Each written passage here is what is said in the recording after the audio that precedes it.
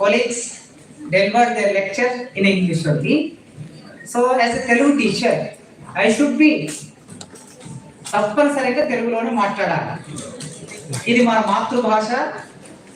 ఈ మీరు అనుకుని ఉండవచ్చు చాలా మంది గూగుల్లో సెర్చ్ చేస్తే what is the Telugu meaning multi disciplinary అని కొడితే ఏమొస్తుంది అంటే బహుళ క్రమశిక్షణ అని వస్తుంది. డిసిప్లినరీ అనే పదానికి క్రమశిక్షణ అని వస్తుంది. అంటే తెలుగు ఇంకా ఆ పదానికి సరిపోయిన పదాన్ని తెలుగులో అభివృద్ధి చేయలేకపోయామా లేదా గూగుల్ దాన్ని పొందలేకపోతుందా అనే క్వశ్చన్ ఈ సెమినార్లో రేస్ కావాలి ఖచ్చితంగా. అక్కడ డిసిప్లిన్ అంటే ఒక ఫ్యాకల్టీ అని, ఒక విషయము అని, ఒక అంశము అని అర్థం. మల్టీ డిసిప్లినరీ అంటే బహుళ అంశాల మధ్య సంవాదం, సంభాషణ. దాని మీనింగ్ బహుళ అంశాలు ఉంటాయి సమాజంలో, వాటి మధ్యన నిరంతరమైన సంవాదం ఉంటుంది, నిరంతరమైన సంభాషణ ఉంటుంది. సంవాదం దగ్గరే ఏది ఆగిపోకూడదు. విస్తృతంగా చర్చ చేసుకొని ఆగిపోకుండా ఒక సంభాషణ కూడా జరగాలి. అలాంటి ఈ సంభాషణ Telugu, Urdu, Arabic, Hindi, Sanskrit, English, political science, economics, history, philosophy, sociology, psychology, journalism, ఇన్ని సబ్జెక్ట్స్ ఉన్నాయి మన దగ్గర. వీటన్నిటి మధ్య నిరంతరమైన డైలాగ్ అండ్ డిస్కోర్స్ ఉండాలి అనే ఏకైక లక్ష్యంతో ఈ సెమినార్ మనం నిర్వహించుకుంటున్నాం. ఈ కార్యక్రమానికి వచ్చిన పెద్దలందరికీ పేరు పేరున ఈ కళాశాల ప్రిన్సిపాల్గా మనస్ఫూర్తిగా హృదయపూర్వకంగా వారికి ఆహ్వానం పలకటం నా బాధ్యత కనుక మొట్టమొదలు జూపల్లి కృష్ణారావు గారు, మీరు ఇటీవలి కాలంలో చూసి ఉంటే ఎంతమంది మీడియా ముఖ్యంగా యూట్యూబ్ ఫాలో అవుతున్నారో తెలియదు. ఒక ప్రెస్ మీట్లో వారు మాట్లాడిన ఆ డైలాగ్ అండ్ డిస్కోర్స్ ఖచ్చితంగా మీరు వినాలి. ఈ సెమినార్ అయిపోయిన తర్వాతనైనా సరే నేను దాన్ని చెప్పను. గూగుల్లో సెర్చ్ చేసి జూపల్లి కృష్ణారావు గారి ఆ ఉపన్యాసాన్ని ఇక్కడున్న విద్యార్థులందరూ వినాలి. ఆ డైలాగ్ ఎలా ఉంది, ఆ డిస్కోర్స్ ఎలా ఉందని అర్థం కావడానికి వారికి ఈ కళాశాల తరఫున, ఉస్మానియా విశ్వవిద్యాలయం తరఫున హృదయపూర్వకంగా నేను స్వాగతం పలుకుతున్నాను. మన వైస్ ఛాన్సలర్ గారు నిన్ననే వారి బర్త్డే పూర్తి అయింది. ఆర్ట్స్ కాలేజ్ తరఫున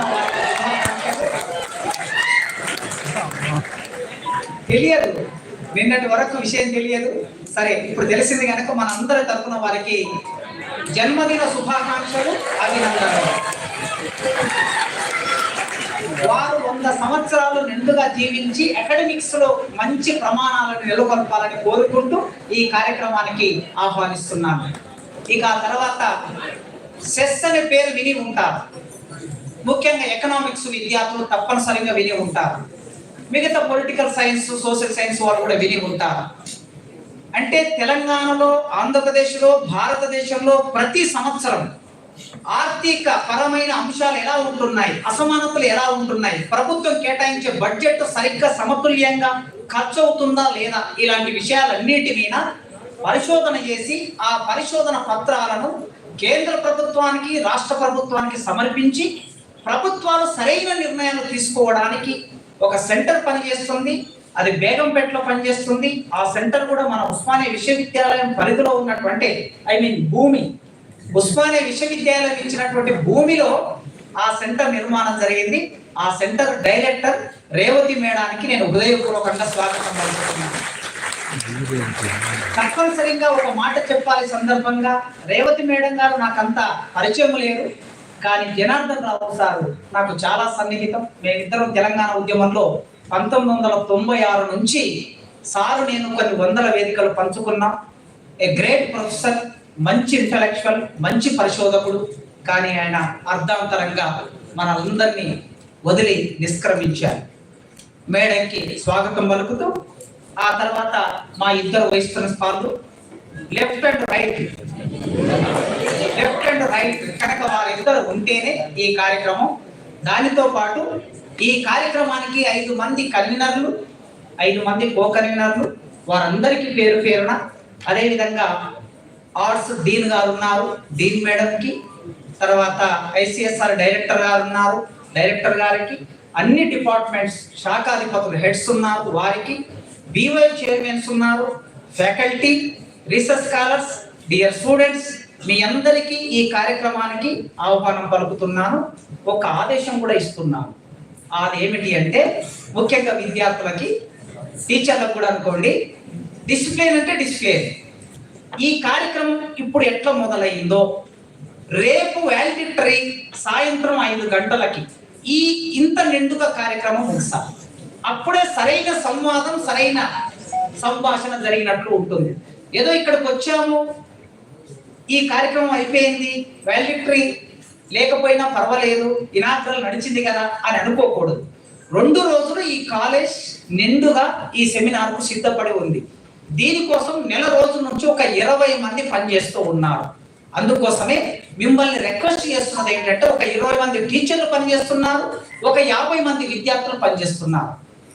ఈ 20-50 మంది ఒక 80 మందిని 70 మందిని తీసేస్తే మిగిలినటువంటి 200 మందికి చేతులెత్తి నమస్కరించి రిక్వెస్ట్ చేస్తున్నా. 2 రోజులు మీకు భోజనం కూడా ఏర్పాటు చేశాం. మీరు భోజనం చేయాలి, మళ్ళీ వచ్చి ఇక్కడ కూర్చోవాలి, సాయంత్రం మాత్రమే సభ అయిపోయినాక వెళ్ళాలి, టీచర్లు అయినా స్టూడెంట్స్ అయినా. డిసిప్లిన్ అంటే డిసిప్లిన్. చర్చలో మీరు పాల్గొనాలి. ఢిల్లీ నుంచి, గుజరాత్ నుంచి, అలీగఢ్ నుంచి, కర్ణాటక బెంగళూరు నుంచి, ఎక్కడెక్కడ నుంచో రిసోర్స్ పర్సన్స్ వస్తూ ఉన్నారు. ఆల్రెడీ ఇంత రిసోర్స్ పర్సన్స్ వచ్చి కూర్చున్నారు. కనుక మీకు అది రిక్వెస్ట్ అని అనుకోండి, ఆదేశం అని అనుకోండి, ప్రతి ఒక్కరూ 2 రోజులు నిండుగా ఉంటారని కోరుకుంటూ ఈ కార్యక్రమంలో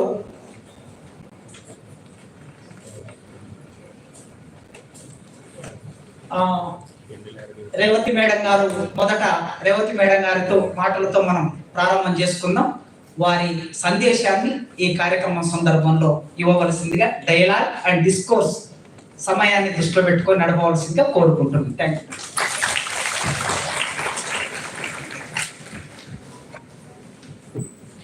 Good morning to all. Respected Honorable Minister Sri Jupalli Krishna Garu, Honorable Minister for Education and Excise, Tourism and Culture, Government of Telangana, and President of this inaugural session, Honorable Vice Chancellor of the University, Professor M. Kumar, and organizer of the seminar, Professor Kasim, and members on the dais, and heads of the department and board of studies, and resource persons who have come from other states to participate in the seminar, faculty members and research scholars, students, all good morning to you all.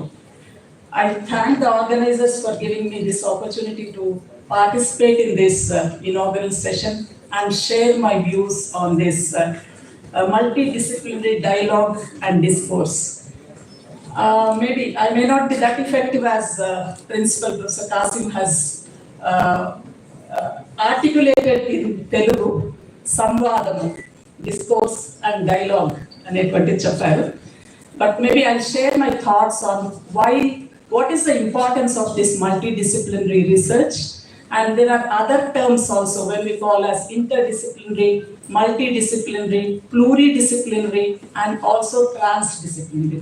So these are all the terms that are now coming up in research, which crosses not only social science research but also natural sciences. So when we talk of transdisciplinary, then it is crossing the boundaries of the subjects or disciplines. And when we talk about disciplines, it's of course the Telugu meaning of discipline is, a different meaning, but the discipline as such, the systematic way of analyzing the subject, content or matter of a particular subject matter, that how do we think about that. So let me organize my talk. I think I'll have 15 minutes. 15 minutes I can take. 10 minutes, okay. I'll organize my talk in 3 sections. Firstly, I'll elaborate the emergence of knowledge and its compartmentalization into different disciplines. Because let us understand how knowledge has been generated and how it has been compartmentalized into different disciplines. And later, crossing the disciplinary boundaries, because that is what is being discussed today. How crossing the disciplinary boundaries and why do we do that? what is the importance of that is also important.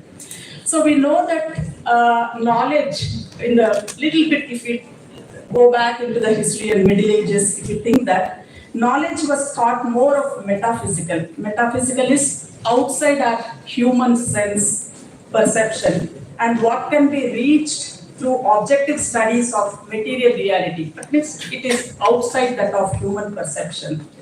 And but social science research was deeply then embedded in religion. That means social science research was closely seen as that of, along with that of religion and superstition also. If we look at, it was related to theology. In the context of European context, social science research or Europe University was closely associated with church. And whatever church was saying or papacy was saying, it was the university also was echoing the same kind of belief and value system that was there, which was derived from religion. And gradually the experience and observation, which are hallmarks of scientific method, because as research scholars, you all might be looking at how do we make an inquiry and how do we look at a phenomenon, how do we understand a phenomenon and how objective are we to look at it and draw conclusions from a phenomenon, why a phenomenon happens and how do we explain the occurrence of that phenomenon. So for that, we know that there are proofs and truth seeking. So that is the in social sciences, where there is objectivity in social sciences. All research scholars must be knowing about objectivity in social sciences and how do we proceed with our research methodology. So this is the age of entitlement. If you look at the age of entitlement in Europe, it was marked by spirit of democracy and also freedom of expression and eradication of religious authority. So that religious authority and scientific knowledge that got separated. So then the inquiry started objectively, how do we understand the natural phenomenon as well as social phenomena also. So natural phenomena are with the natural sciences and social phenomenon with the social sciences, how do we understand and how do we explain them. And also historical construction of social sciences, we know that science and philosophy was treated as together. In the beginning, they were given equal importance, but later on as time went, science was given a higher importance and philosophy was relegated to a secondary kind of position. And also science, actually the knowledge in the beginning was treated as a continuum. On the one hand, we had hard sciences, and on the other hand, we had soft sciences.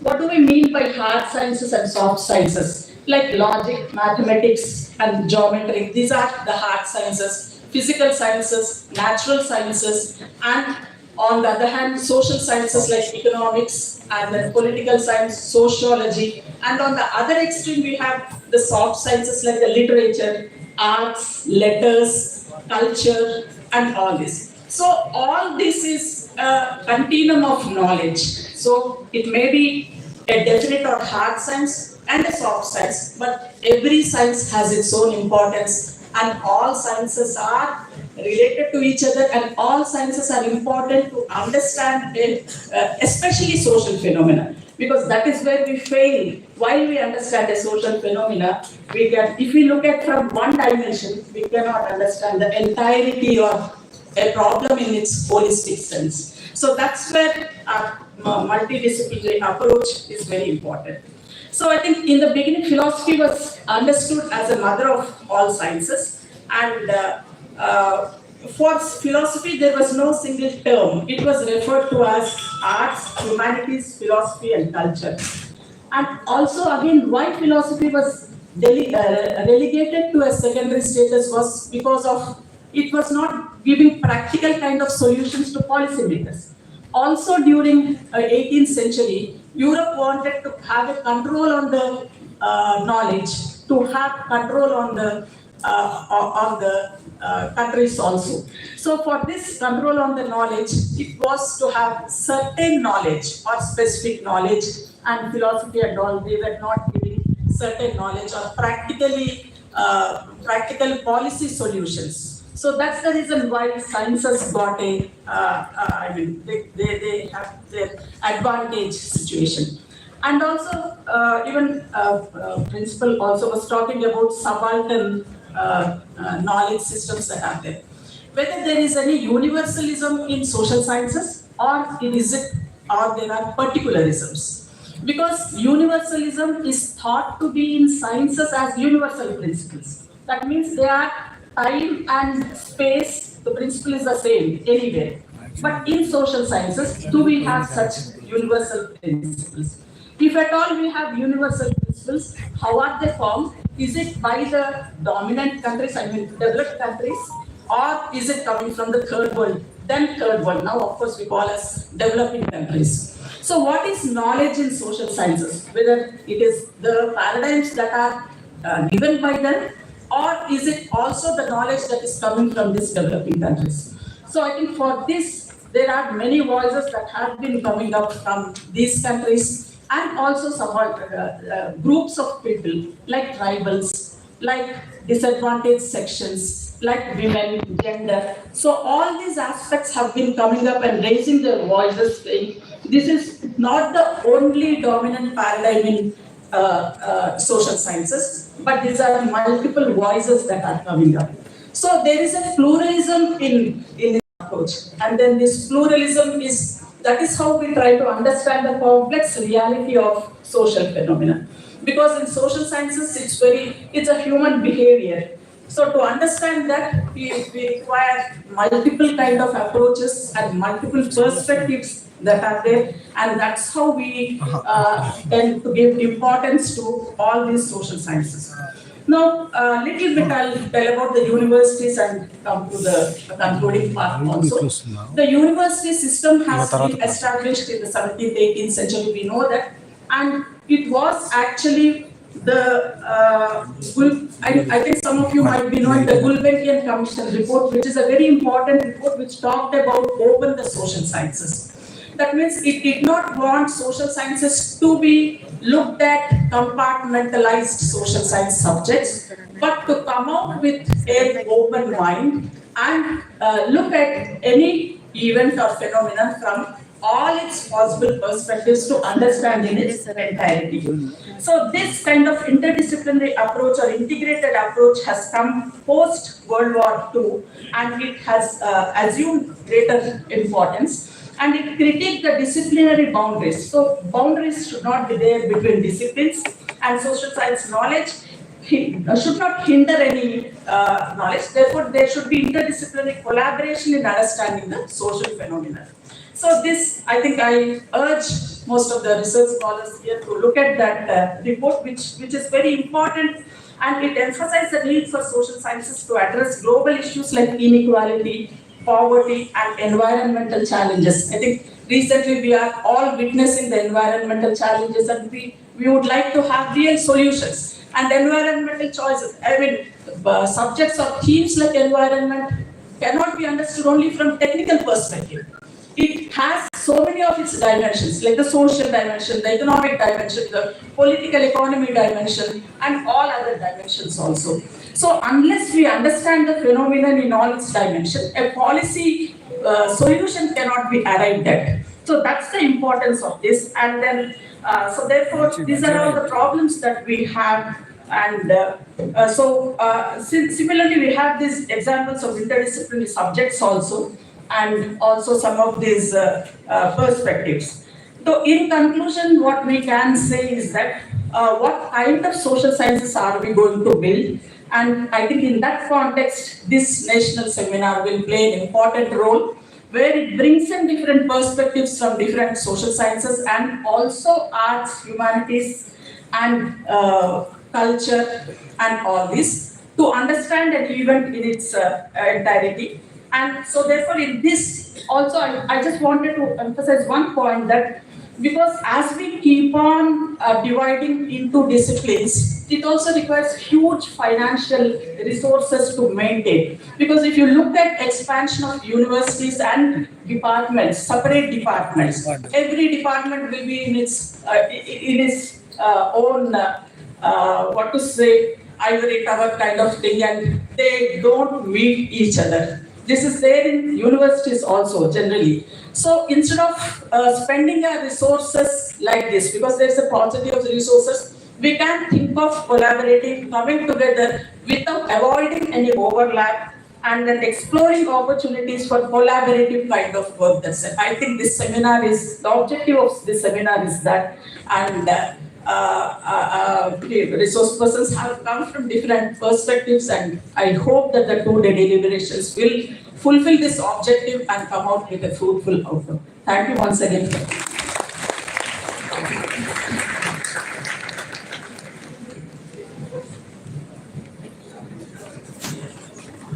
Yes, madam.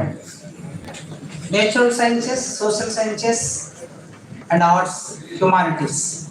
వీటి మధ్యన నిరంతరాయ సంభాషణ ఎలా ఉంటుంది, ఎలా ఉండాలి